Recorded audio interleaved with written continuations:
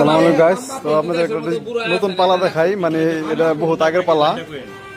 আচ্ছা কাকা, কোনটা কেমনে মাপেন এটা একটু দেখান তো।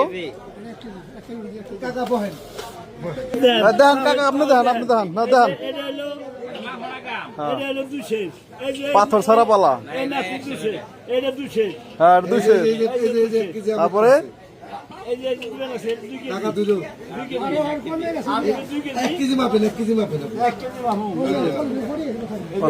দড়ির মধ্যে এটা পাথর লাগে না।